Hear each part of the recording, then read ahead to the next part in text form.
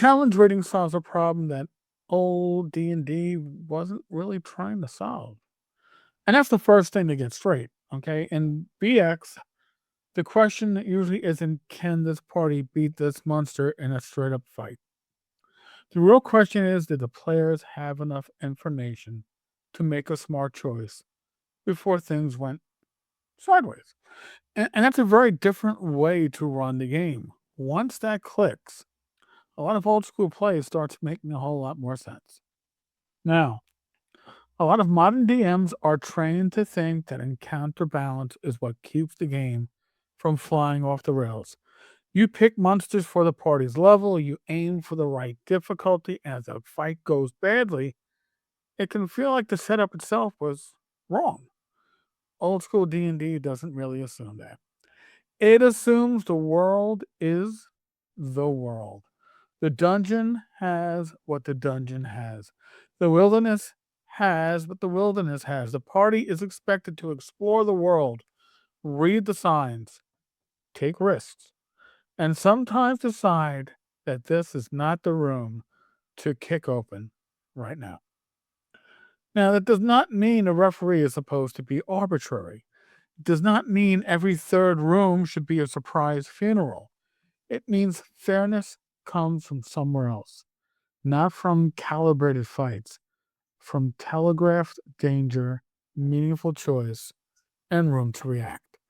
And that's the real replacement for challenge ratings in old school D&D. See, old school D&D does not balance the fight, it balances the information, and that's the trick.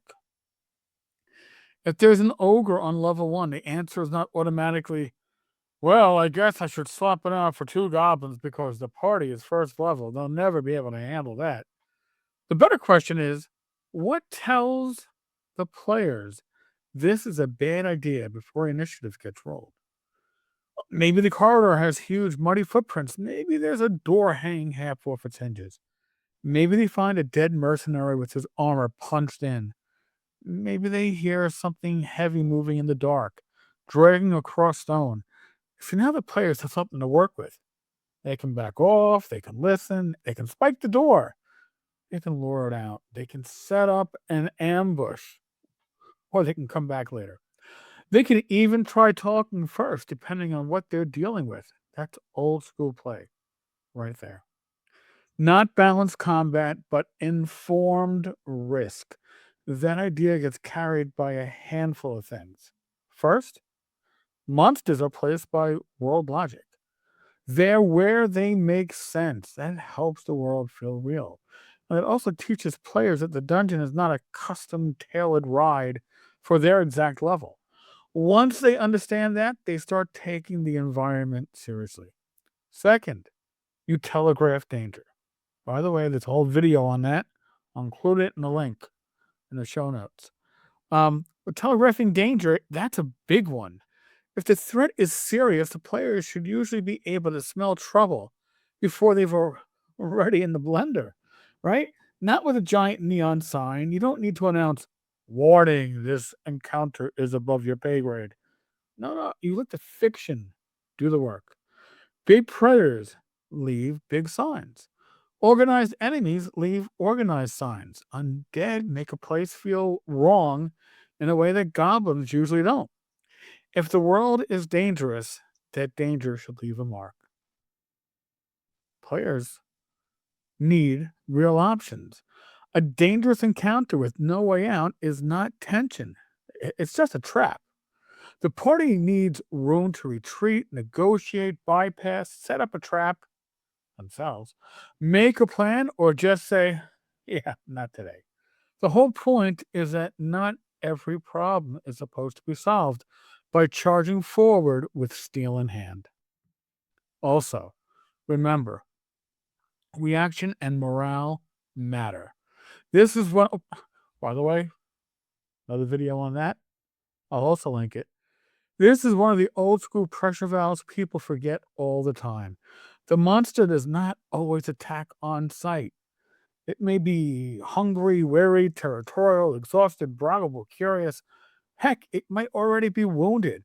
And once the fight starts, morale matters too. Enemies break, they run, they panic. You could even bargain. If you skip reaction and morale, old school play can turn into a bloodbath that is harsher than the rules really assume. And of course, consequences have to stand. If the players ignore the signs and rush the ogre anyway, the choice should matter. Not because you're punishing them, but because choices only mean something if they have weight. On the other side, if they scout well, bring oil, spike doors, hire help, plan smart, or retreat in time, that should matter too. That's the payoff. And this is the part I think newer GMs really need to hear. The opposite of challenge rating is not unfairness, it's informed choice. That's the whole thing. You're not replacing balance with cruelty, you're replacing encounter math with player judgment. We'll do an example. Say you got a first level party exploring a ruined watchtower. The newer habit is to ask, well, what's an appropriate fight for here? The old school habit is to ask, what would actually be here?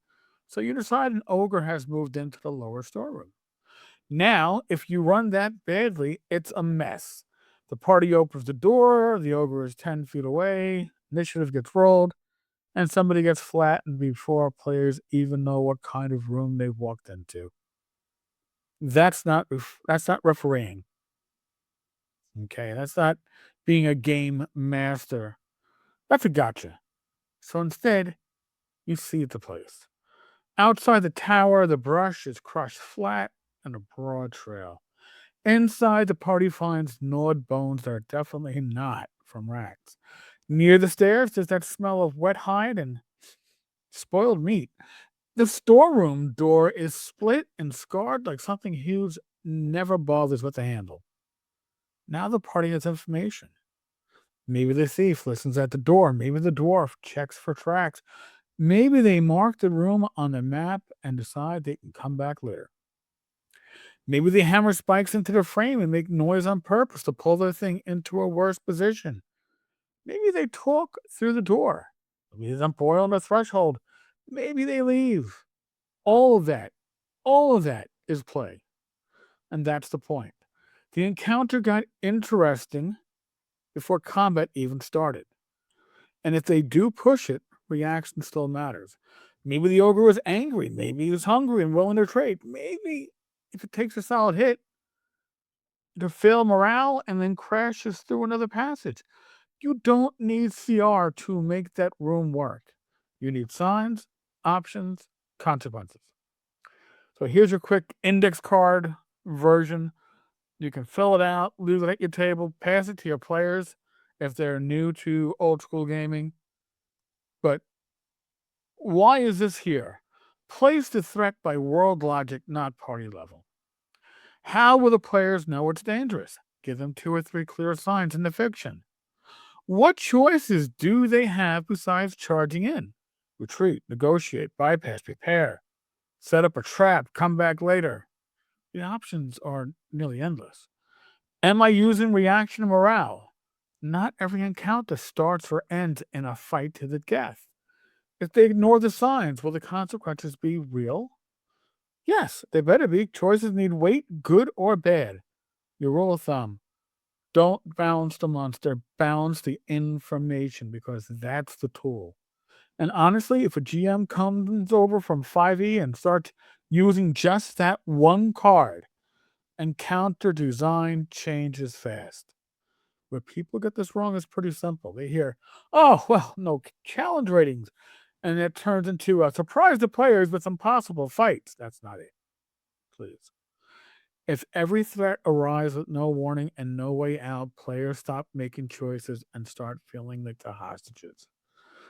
The other mistake is going too soft and signaling danger so loudly that nothing feels dangerous anymore. You don't need a flashing sign over every room. You just need enough information that smart players get suspicious and start acting like adventurers instead of crash test dummies. The middle ground is where the game lives. So no, old school D&D didn't need challenge ratings. And not because it didn't care about fairness. It's because he got fairness from somewhere else. The world was not bound to the party. The danger was signaled. The players had choices, and their choices mattered. That's the trick.